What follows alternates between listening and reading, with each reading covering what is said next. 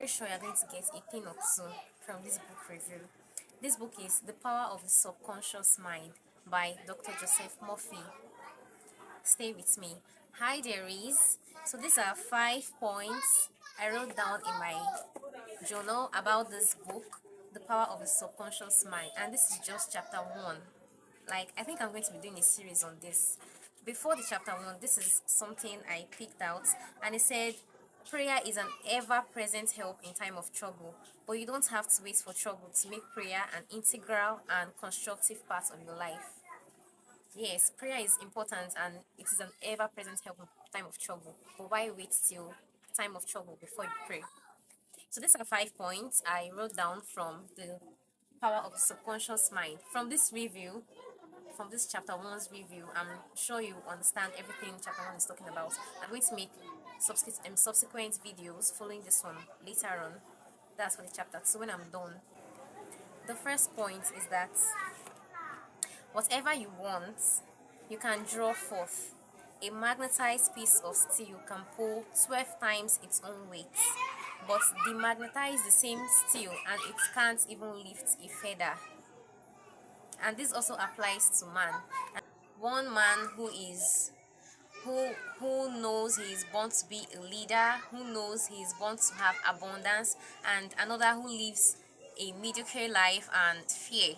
He doesn't want to take opportunities that come to him because he's always asking himself, what if I fail? So the first point just summarizes the fact that you can get whatever you want if you can draw forth. And whatever you want, you can draw forth rather. You just have to be that magnetized steel that can pull, that can attract those things you want. The second point, within your subconscious depth lies infinite wisdom, infinite power, infinite supply of all that is necessary, which is waiting for development and expression. What does this statement mean? It means everything is already inside of us. Like, we have the abundance. It is just waiting for us to understand how they work and how to express it, right? It is waiting for development and expression. So if we can understand, if we can know how to walk over the power of the subconscious mind, we can actually bring forth and manifest this abundance that is within us. Number 3, it is not the thing believed in, but the belief in your own mind which brings about results. According to the book, it talks about, it doesn't matter if you're Christian, Muslim, Jewish, Hebrew, or Buddhist, whichever religion. It is just the power of your subconscious mind to believe that's which you are praying for.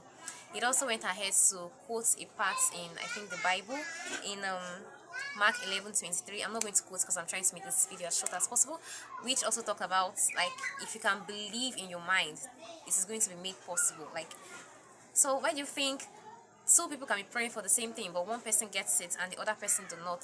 It is because of the mind. Like, the mind, you have to believe it enough for it to manifest. Okay, number 4, you have one mind with two demarcation: the conscious and the subconscious mind. The conscious mind is like a gardener planting seeds in your subconscious mind. The conscious mind is like your awake self, like this, right? Planting seeds, which is like the gardener planting seeds. Those seeds are like thoughts. The things you think about, the ideas you entertain in your mind is what is like constructing your subconscious mind. That is the instruction your subconscious mind is going to take and work with.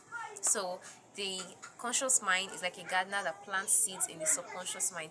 This is why sometimes you hear people say, be careful what you listen to, be careful what you watch, be careful what you take in.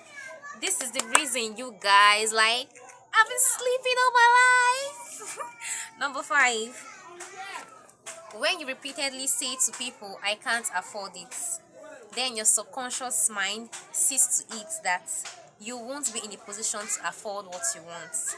Be rest assured, your subconscious mind will follow others, making sure you experience lack, making it impossible for you to afford all these things.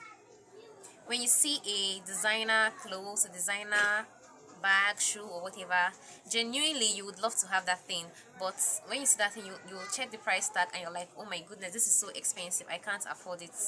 Your subconscious mind would follow that orders and be like, okay, yeah, she can afford it, and it will start working and projecting lack around your life. Like, you won't attract the kind of money that will make you to be able to afford things like that. So I hope you'll be able to learn one or two things from this book review. I look forward to seeing you in my chapter two's review. I think I'll be dropping it on Monday. See you in my next video. Thank you for watching. Bye guys.